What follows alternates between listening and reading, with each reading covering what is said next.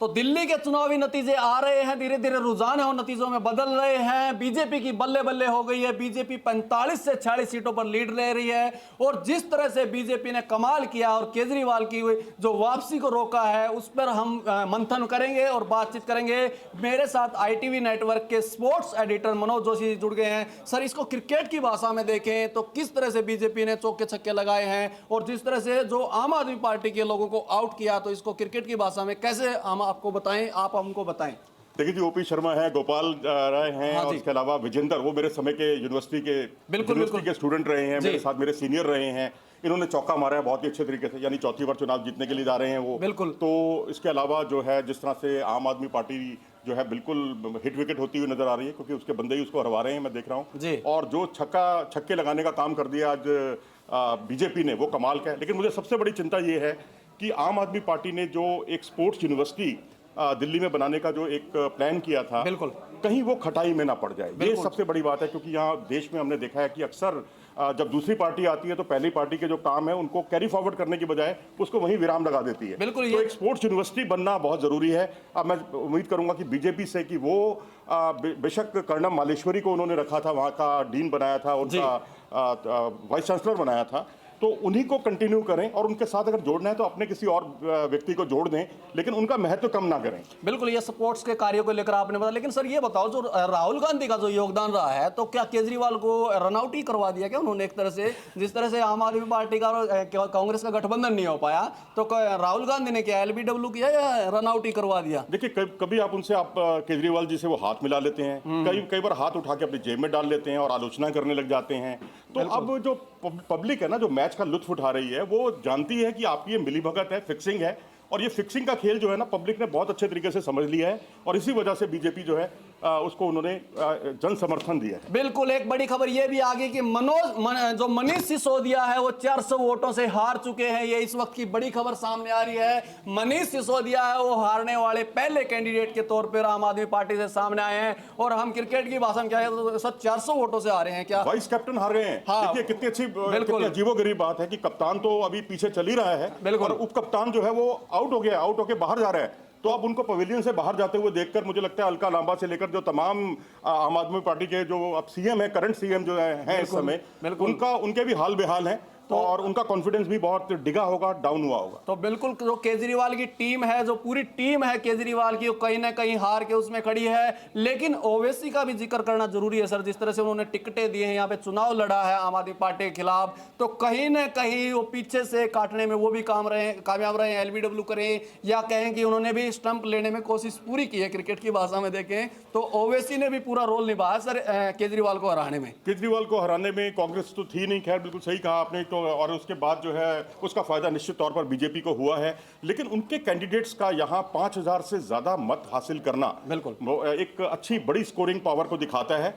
और उनकी बढ़ती ताकत, अगर उन्होंने ज्यादा कैंडिडेट खड़े किए होते तो मेरे ख्याल से मुस्लिम्स का जो वोट है उनका ध्रुवीकरण हो जाता, वो शायद उनकी तरफ चले जाते। तो उसका भी निश्चित तौर पर नुकसान इस पार्टी को हुआ है और बीजेपी को उसका फायदा हुआ है निश्चित तौर। तो बिल्कुल सर, स्पोर्ट्स कवर करते रहते हैं और स्पोर्ट्स की भाषा में सर ने बताया कि जिस तरह से केजरीवाल की जो विदाई की है, दिल्ली की जनता ने आम आदमी पार्टी की जो विदाई की है, तो उसको एक स्पोर्ट्स की भाषा में बताया कि किस तरह से इंडिया गठबंधन के ही प्लेयरों ने मिलकर आम आदमी पार्टी को दिल्ली की सत्ता से बेदखल करवाया। वहीं हरियाणा में जिस तरह से मिलकर कांग्रेस को बेदखल करवाया। तो ये कहीं ना कहीं इंडिया गठबंधन है, जो इंडिया गठबंधन की एक टीम है, उसके लिए बड़ी मुसीबत का समय है। और मनीष सिसोदिया, जिस तरह से सर ने बताया कि उप कप्तान ही, कप्तान के बाद उप कप्तान, हालांकि कप्तान को लेकर अभी नतीजे सामने नहीं आए हैं, हालांकि पीछे जरूर चल रहे हैं। तो जिस तरह से हम बता रहे हैं कि मनीष सिसोदिया भी हार गए हैं और जो पहले से ही लग रहा था सर, जिस तरह से उनकी सीट बदली थी आम आदमी पार्टी ने, तो कहीं ना कहीं पहले से भी लग रहा था कि मनीष सिसोदिया की जो सीट है वो टाइट है, वहां पे फाइट है, बहुत तकड़े वाली है और वो चुनाव हार गए हैं। तो ये हमने बताया। और डिफेंसिव शॉट भी खेल रहे थे, वो बहुत ज्यादा डिफेंस हो गए थे, अपनी चीजों पर लीपापोती करते हुए नजर आए थे। लेकिन पब्लिक जो है वो जानती है दूध का दूध और पानी का पानी करना, और शायद यही वजह है, उसका परिणाम आपके सामने। तो आप सर ये बताइए कि देखते आपको क्या लगता है, जिस तरह से फ्री की घोषणाएं खूब करने की कोशिश की, हालांकि यमुना का जो मुद्दा था आपने देखा होगा, यमुना की सफाई को लेकर, तो क्या केजरीवाल पर एक भरोसा नहीं रहा? जिस तरह पाकिस्तान की टीम पर अब भरोसा नहीं कर रहे, पाकिस्तान के लोग भी नहीं कर रहे, तो क्या केजरीवाल पर भी लोगों को भरोसा नहीं रहा दिल्ली वालों को? बिल्कुल जी, भरोसा नहीं रहा। वैसे फ्री की घोषणाएं तो देखो जी कौन पार्टी नहीं करती है। बिल्कुल। लाडली बहन योजना में आप जो बीजेपी है जी। वो भी सामने एक्सपोज हो गई। बिल्कुल। लेकिन कुछ भी हो, वहां पर अल्टीमेटली जो है बीजेपी सत्ता में रही है, उसको उसका फायदा मिला। लेकिन केजरीवाल को उन सब चीजों का फायदा नहीं मिला, फ्री की घोषणाओं का। उन्होंने तो आरडब्ल्यूए की भी घोषणा कर दी थी कि तमाम जो आरडब्ल्यूए हैं उनको भी वो फंडिंग करेंगे, सिक्योरिटी उनको ज्यादा से ज्यादा मुहैया कराने के लिए वो उनको फंड करेंगे। यहाँ की बसों के लिए अब जो महिलाओं को जो फ्री में यात्रा करती थी, क्या वो अब विराम लग जाएगा? महिलाओं में एक चिंता का सबब बन गया है। तो ये सारी चीज़ें अगले कुछ दिनों में उसका खुलासा होगा, पता चलेगा कि स्थिति क्या है। लेकिन ये मानना पड़ेगा कि मैं तो कहूँगा हिट विकेट हुए हैं ज़्यादातर आम आदमी पार्टी के लोग, या कॉट बिहाइंड हुए हैं। तो अब आपको उम्मीद है कि जिस तरह से जो मेडल की एक टैली रहती थी खेलों में, ओलंपिक की बात करें या किसी भी खेल में करें, तो दिल्ली का जो योगदान था वो बड़ा कम रहता था। जिस तरह से क्या लगता था आपको, तो दिल्ली जो सरकार है वो इस तरह की सुविधाएं देने में नाकाम रही, जबकि पड़ोसी राज्य हरियाणा की बात करें तो वहाँ से काफ़ी मेडल आते थे।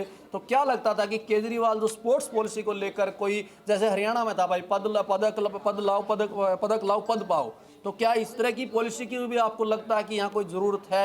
देखिए दिल्ली में भी टैलेंट बहुत है, ऐसा नहीं है। हरियाणा ठीक है, मैं मानता हूँ कि 2% आबादी है, लेकिन देश को 40 से 45% पदक दिलाता है। हॉकी और कुश्ती और अगर आप वो बॉक्सिंग देखें तो वहाँ पर भी बहुत सारे मेडल मिलते हैं, बल्कि 70% तक मेडल हरियाणा दिलाता है। लेकिन दिल्ली में भी बहुत टैलेंट है, यहाँ पर भी बस प्रतिभाओं को तराशने की ज़रूरत है। यहाँ के नेहरू स्टेडियम से लेकर तमाम जो साई की सुविधाएं हैं स्पोर्ट्स अथॉरिटी ऑफ इंडिया की, उसका ज़्यादा से ज़्यादा फ़ायदा उठाना चाहिए। और सरकार जो है उसको मैं समझता हूँ केंद्र सरकार के अंडर आते हैं ये सारी चीज़ें, लेकिन दिल्ली सरकार के साथ उनका सामंजस्य बैठना बहुत ज़रूरी है।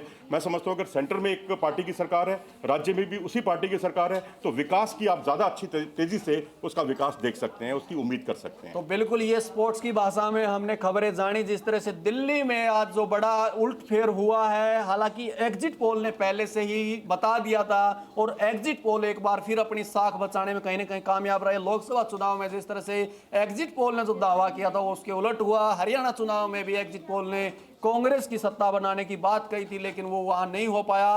तो लेकिन दिल्ली चुनाव में एग्जिट पोल है वो कहीं ना कहीं सच साबित हुए, और तमाम एग्जिट पोल ने ये कहा था, ये दावा किया था, ये वादा किया था कि जो है वहां पे बीजेपी की सरकार बनेगी। और ये कहीं ना कहीं नजर भी आ रहा है, बीजेपी है 48 सीटों पर, कहीं ना कहीं आंकड़ा बढ़ गया है। तो बड़ी खबर ये है कि 48 सीटों पर बीजेपी आगे है, 22 सीटों पर आम आदमी पार्टी है, और जो मनीष सिसोदिया है वो 650 वोटों से हार चुके हैं, दिल्ली विधानसभा से बाहर हो चुके हैं। हालांकि बीजेपी का जो प्रदर्शन अच्छा है, लेकिन आम आदमी पार्टी भी इतनी कमजोर नहीं है कि विपक्ष मजबूत रहेगा 24 सीटों के साथ। जिस तरह से 62 और 67 सीटें लेकर आम आदमी पार्टी पहुंची थी, तो विपक्ष भी अच्छी भूमिका में रहेगा।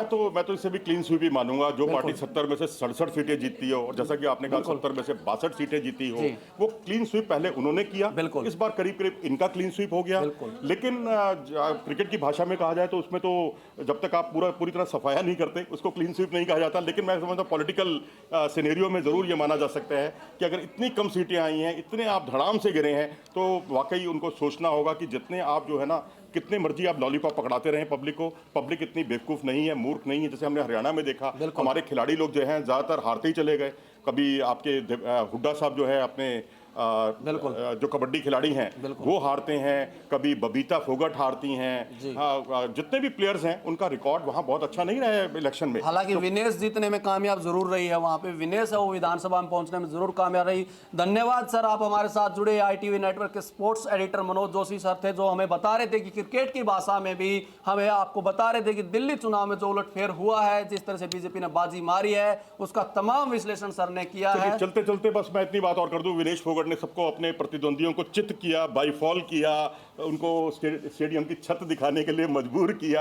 अब यही कुछ काम बीजेपी ने यहाँ आम आदमी पार्टी के लिए। एक सवाल है सर मेरा भी दिमाग में आया कि यहाँ पे वो नहीं देखा, जैसे हरियाणा में दिखता था कि भाई जो स्पोर्ट्स के जो खिलाड़ी रहते हैं, जो पहले खेलते थे, मतलब वो टिकट लेकर चुनाव लड़ते थे, तो दिल्ली विधानसभा में कम देखने को मिलता है। हरियाणा में ऐसा तमाम चुनाव में रहता है, खिलाड़ी ज्यादा है वहाँ, इसलिए वहाँ ज्यादा उनकी महत्वाकांक्षाएं बहुत ज्यादा हैं। अब कितने खिलाड़ी हरियाणा में मुझसे संपर्क करते हैं कि अब जो है देखिए हमारा थोड़ा सा वो कीजिए, अब हमें जो है सेवा करनी है, देश सेवा करनी है, राज्य सेवा करनी है।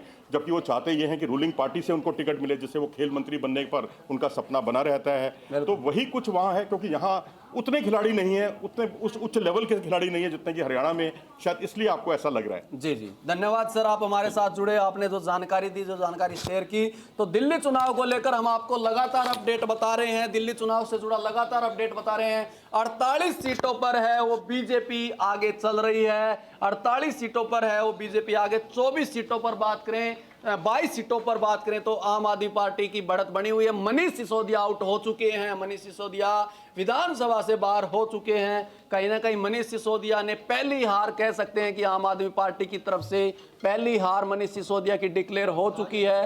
तो 70 के 70 विधानसभा सीटों की जो काउंटिंग जारी है, लगातार उसके रुझान सामने आ रहे हैं। और जिस तरह से बीजेपी ने बड़ी तैयारी कर ली है, प्रधानमंत्री नरेंद्र मोदी खुद पहुंच रहे हैं 6:30 बजे बीजेपी मुख्यालय में, और वो बीजेपी कार्यकर्ताओं को संबोधित करेंगे और कार्यकर्ताओं का हौसला बढ़ाएंगे। बीजेपी के लिए जश्न का टाइम तो है ही है, जश्न का मौका है, क्योंकि बीजेपी ने 27 साल का वनवास झेला है और दिल्ली की सत्ता में वापसी की है। और अरविंद केजरीवाल जिस तरह से कहते थे कि उनके जो बयान भी वायरल हो रहे हैं कि आम आदमी पार्टी को कोई दिल्ली में नहीं हरा सकता, प्रधानमंत्री नरेंद्र मोदी को शायद दूसरा जन्म लेना पड़ेगा उनको हराने के लिए।